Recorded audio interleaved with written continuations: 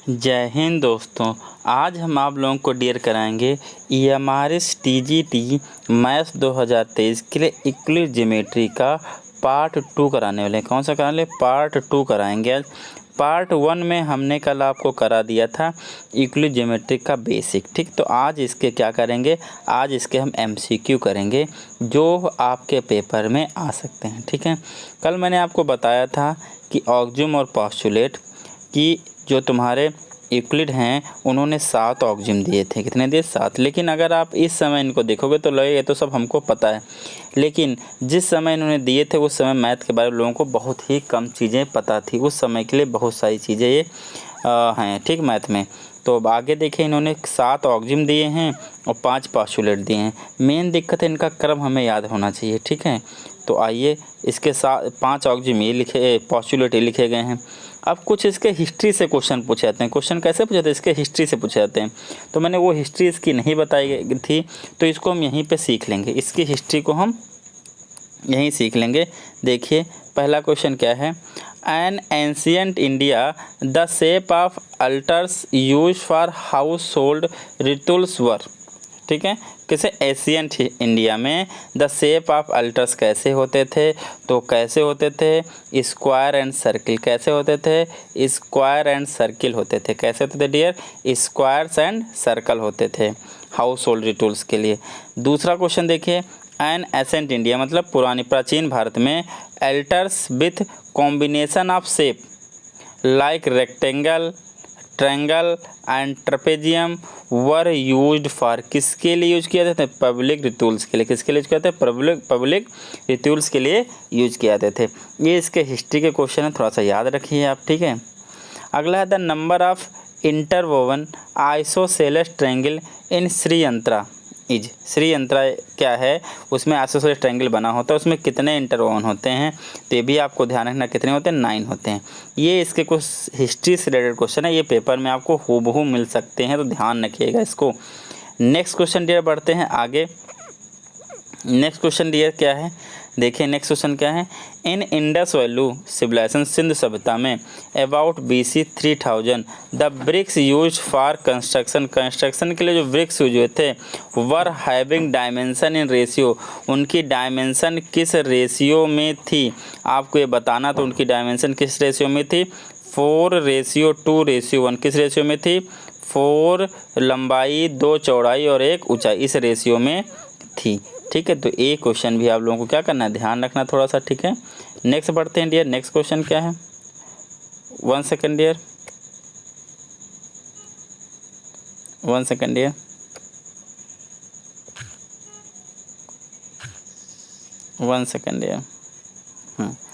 देखिए next question देखते हैं। नेक्स्ट क्वेश्चन क्या है? नेक्स्ट क्वेश्चन आपका डियर है into how many chapters was the famous treatise the elements divided by Euclid, ठीक है। तो कितने हाउ मैनी चैप्टर में इन्होंने डिवाइड किया? तो इसके ऑप्शन आपको मिलेंगे नेक्स्ट, तो कितना? A13। तो आपका पहला ही ऑप्शन क्या है? राइट है। अब यहाँ से हिस्ट्री के क्वेश्चन 2-4 और बचे हैं, उसके बाद समाप्त हो जाएंगे।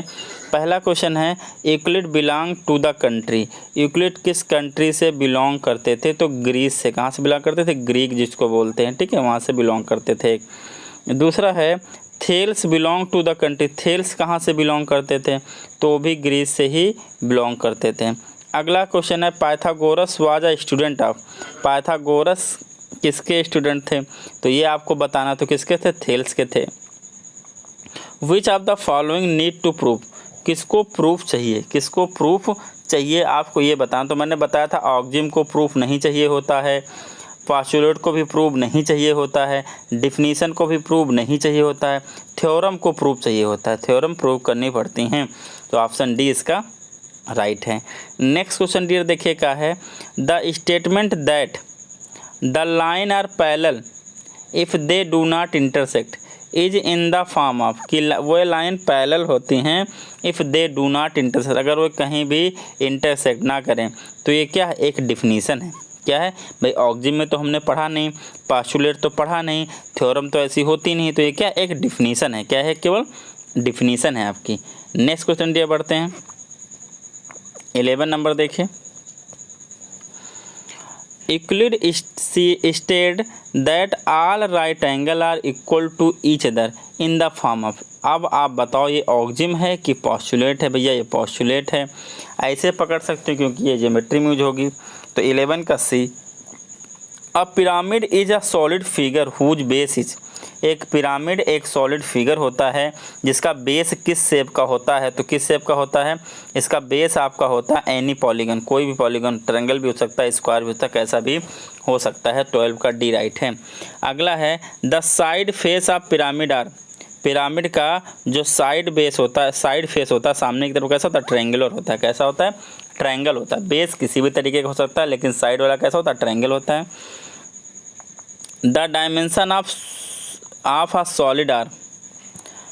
एक सॉलिड में कितनी डायमेंशन होती हैं? 3 होती हैं। कितनी है? तो लेंथ होगी, ब्रेथ होगी और क्या? हाइट। 3 ही तो हो सकती हैं, लेंथ, ब्रेथ और हाइट।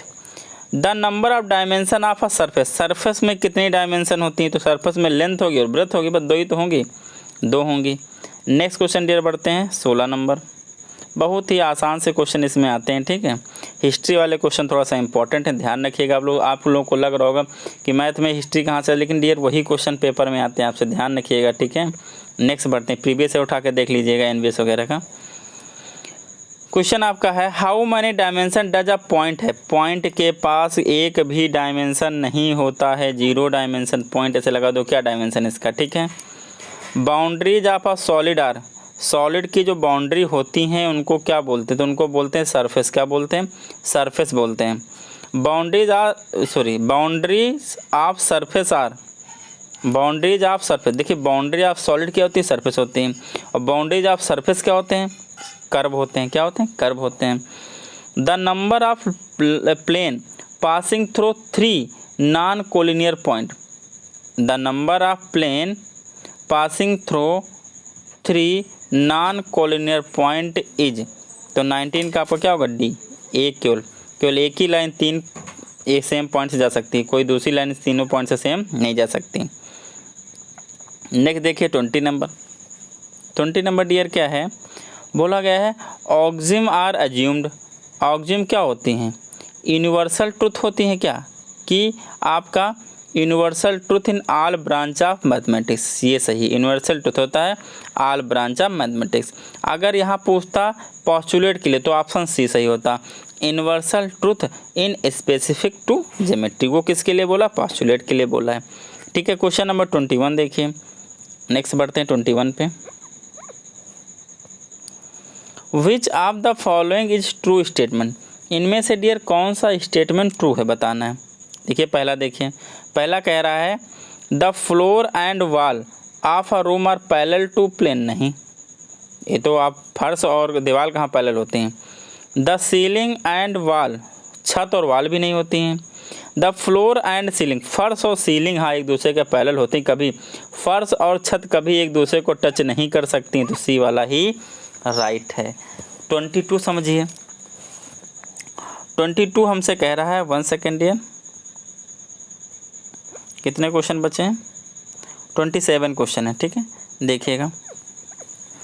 22 नंबर कह रहा है which of the following is a true statement. कौन सा स्टेटमेंट ट्रू है आपको ये बताना है। Only a unique line can be drawn to pass through a given point. नहीं, एक गिवन पॉइंट से तो बहुत सारी लाइनें खींच सकते हो, ये गलत हो गया।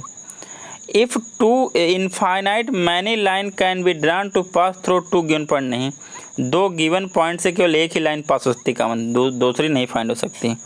अगला है if 2 circle are equal then their radius are equal. अगर 2 सर्किल इक्वल हैं तो उनकी रेडियस क्या होगी? इक्वल होगी। तो यही सही लग रहा है। बाकी आप देखिए आ लाइन है डिफिनिट लेंथ, ये तो लाइन की तो दोनों तरफ आप बढ़ा सकते हैं डिफिनिट, तो ऑप्शन सी इसका राइट है। नेक्स्ट बढ़ते हैं डियर। नेक्स्ट कह रहा है a infinite number of line can be drawn to pass through a given point. बिल्कुल सही है, गिवन पॉइंट से इनफाइनाइट नंबर लाइन खींच सकते हैं, सही है। हमसे फॉल्स स्टेटमेंट पूछा है। A unique line can be drawn pass through two, हाँ ये भी सही है। और रे हैज़ वन एंड पॉइंट, ये भी सही है, लेकिन रे ए बी और रे बी ए में अंतर होता है। ये ए बी होती है और ये बी ए होती है, दोनों में क्या होता है, अंतर होता है। तो ऑप्शन नंबर गलत है, इसीलिए क्या सही है, क्योंकि गलत हमसे पूछा है। तो 23 का ऑप्शन सी सही है। 24 देखिए आप, 24 देखिए, एक second. A point C is called the mid point of segment A B. Segment वो होती है जिसके दो एंड पॉइंट होते हैं। तो अगर ए बी का मिड पॉइंट सी है तो क्या होना चाहिए, मिड पॉइंट है तो देखिए C is interior point of A B. C क्या होना चाहिए, इसमें क्या बोला, called is a mid point, तो सी अंदर होगा तो कहीं भी हो सकता है, मिड पॉइंट से क्या मतलब है। लेकिन अगर ए सी इक्वल टू सी बी हुआ, ए सी दूरी और सी बी दूरी दोनों बराबर हुई, तो हम कह सकते हैं कि हाँ ए बी का सी मिड पॉइंट है। तो ऑप्शन बी ही इसका क्या होगा, राइट होगा, 24 का बी। एक लेकिन आप एक और देखिए, C is an interior point of A B. C point के अंदर होना चाहिए और सच दैट ए सी, ये ज़्यादा सही। देखो भाई ए सी इक्वल टू सी हो सकता है, ए सी सी यहाँ रख दिया जाए तब भी तो हो सकता है, ए सी इक्वल टू सी बी। तो सेकंड वाला सही था, लेकिन ज़्यादा सही कौन है, सी वाला। क्यों, क्योंकि बोला है सी लाइन के अंदर होना चाहिए, तब ए सी इक्वल टू सी बी सही होगा। हाँ, क्योंकि इसमें इसका मतलब क्या है भाई, सी पॉइंट हमको पता थोड़ी नहीं कहाँ है, हो सकता है यहाँ हो, तो ऐसे भी तो सही हो सकता है। तो इसलिए सी वाला ज़्यादा बेटर है। ठीक है, आगे देखिए next question 25 number. A point C is set to be lie between the point and, बीचों बीच में नहीं, मिड नहीं, बीचों बिटवीन में है कहीं, ऐसा बोल दें। तो अगर ये लाइन क्या है, ए बी है, इसके बीच में सी है, तो पहला बोला ए सी इक्वल टू सी बी, तो अगर सी यहाँ भी होगा तब भी हो सकता है, यहाँ तो पता नहीं लाइन पे है कि नहीं, तो इससे हमको पता नहीं चलेगा। लेकिन अगर ए सी और प्लस सी बी दोनों का सम ए बी के बराबर आ रहा है, तो पक्का ये कहाँ होगा, यहीं पर होगा। ठीक है, ये सही हो सकता है, लेकिन अगला भी देख लेते तो इससे सही निकल आए। Point A and C and B are collinear. सबसे अच्छा एग्जाम्पल कौन सा, ये भी गलत हो सकता है। ठीक है, लेकिन ये कभी भी गलत नहीं हो सकता। तो 25 नंबर सही है सी। 2 क्वेश्चन और बचे हैं तो बता देते हैं इसी वीडियो में। चलिए आइए, Euclid which axiom illustrate the statement that when x plus y equal to 15, तो x plus y plus z equal to 15, if equal is added to equal the whole, तो सेम रहता है। तो देखिए कौन से axiom है, पहली है कि दूसरी है कि तीसरी है कि चौथी है कि पांचवी है कि छठी कि सातवीं, कौन सी है, मेरे हिसाब से छठी है। कौन सी है, छठी है। आइए आपको दिखाता हूँ, देखिए axiom यहाँ लिखा है, छठी वाली देखिए, थिंग्स विच, नहीं सॉरी मैंने गलत बोल दिया, देखिए अच्छा ऐड वाला है। ठीक है, हाँ ये वाला, if equal are added to equal the whole are equal, कौन सी है, सेकंड वाली है। कौन सी डियर, सेकंड वाली है। कौन सी डियर, सेकंड वाली है। ठीक है, ये कौन सी है भैया, ध्यान रखिए, कौन सी है, सेकंड वाली। दोनों तरफ इक्वल जोड़ा गया है। नेक्स्ट क्वेश्चन देखिए, A is of the same age at B and C. A बराबर एज का है जितनी एज के बी और सी हैं। Is of the same age as B, A is of the same age as B, मतलब A और B की एज बराबर है। C is of the B, C बराबर किसके, बी के। इक्वलिड, तो इसका मतलब ए बराबर सी होगा। तो फर्स्ट ऑक्जिम है, कौन सी axiom, first axiom. Equal things are equal, then आपस में इक्वल होंगी। देखिए यही तो है फर्स्ट वाली, आप दिखा देते हैं फर्स्ट वाली। Things which are equal to same things are equal to one other, मतलब आप क्वेश्चन समझिए फिर से। इसने क्या कहा, ए बराबर है बी के, ए बराबर है बी के, और बी बराबर है सी बराबर है बी के। तो ए भी बी के बराबर है, सी के भी बराबर, मतलब ए और सी दोनों इक्वल सेम चीज़ के बराबर हैं। तो इसका मतलब ए और सी भी क्या होंगे, बराबर होंगे। तो ये कौन सी प्रॉपर्टी होगी, फर्स्ट ऑक्जिम होगी। तो ऐसे क्वेश्चन आपसे पूछ सकता है कि कौन सी ऑक्जिम है या कौन सी पोस्टुलेट है। अगर आप लोग कहिएगा तो इस पे और बार मेरे पास क्वेश्चन है, कम से कम 100-200 क्वेश्चन अभी इसके पास हैं ऐसे।